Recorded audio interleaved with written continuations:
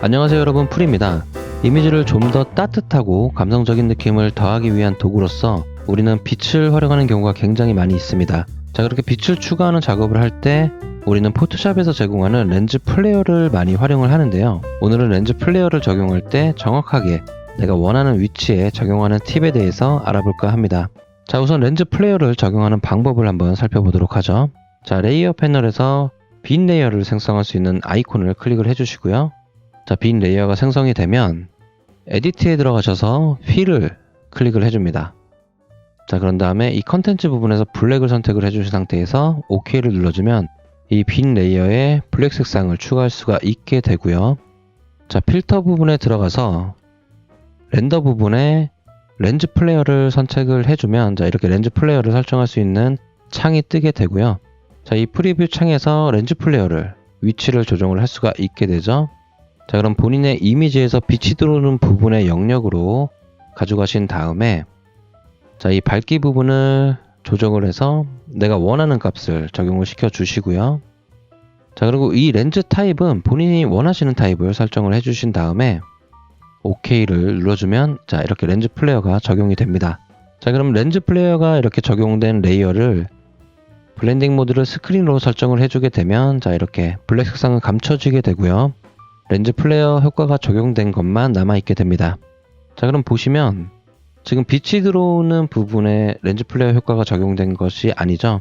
자, 그래서 선택 툴을 선택을 하시고요. 자, 이렇게 이동을 해서 빛이 오는 부분에 가져가 놓게 되어야 이 렌즈 플레이어 효과가 좀 더 자연스럽게 이미지에 적용이 되게 됩니다. 자, 근데 이렇게 이동을 했을 때는 한 가지 문제점이 보이게 되죠. 전체적인 이미지에 렌즈 플레이어가 설정이 되었기 때문에 이 렌즈 플레이어 효과를 이동하게 되면 이 프레임의 경계 부분이 그대로 노출이 되게 됩니다. 자, 그래서 이 부분을 마스크를 생성한 다음에 브러쉬로 지워줘야 되는 작업을 해줘야 되는데요.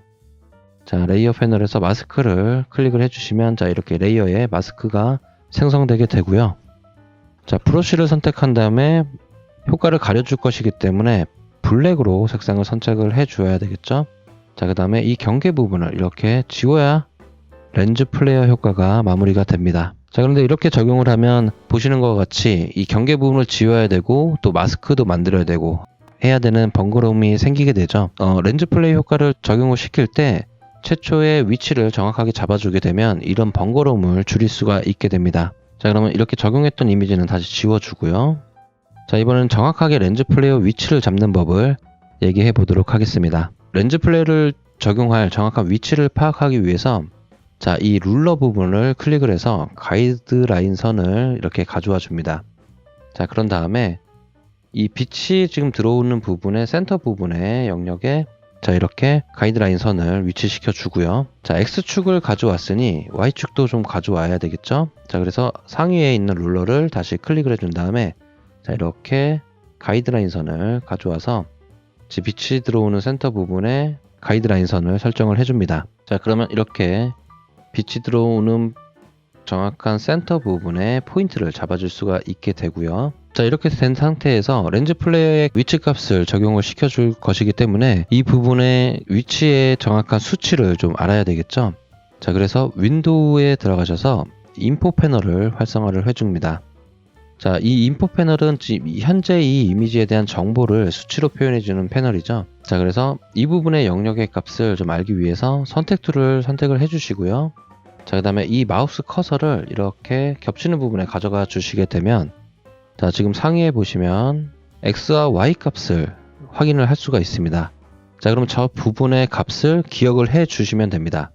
자, 이 X와 Y축의 값이 만약에 픽셀 값으로 보이시지 않는 분들은 자, 이 십자가 모양의 아이콘을 클릭을 하시게 되면 단위 설정을 할 수가 있습니다. 자, 그래서 픽셀 값으로 해주시고 자, 이렇게 마우스 커서를 가져가게 되면 자, 픽셀 수치가 저렇게 보여지게 되고요. 자, 이 값을 기억해 주신 다음에 렌즈 플레이어를 실행을 해주시면 됩니다. 자, 다시 레이어 패널에서 빈 레이어를 실행을 해주고요. 자, 에디트에서 필을 선택을 해주시고 자, 이 컨텐츠 부분은 블랙으로 설정을 해주신 다음에 OK를 눌러주시면 됩니다. 자, 그런 다음에 렌즈 플레이어를 실행을 해줘야 되겠죠. 자, 필터에 들어가셔서 렌더에서 렌즈 플레이어를 선택해 준 다음에 자, 이 프리뷰 창에서 Alt를 누르신 상태에서 맥 사용자는 옵션 키를 누르신 상태에서 클릭을 하게 되면 자, 이렇게 X와 Y 값을 입력할 수 있는 창이 뜨게 됩니다. 그러면 아까 인포 패널에서 봤던 그 수치의 값을 지금 현재의 창에서 입력만 해주시고 OK를 눌러주시면 되는데요.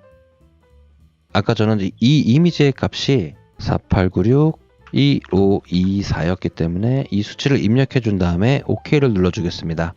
자, 그러면 이 지금 가이드라인 선이 겹치는 부분의 위치에 정확하게 렌즈 플레이어 값이 적용되는 것을 확인할 수가 있고요.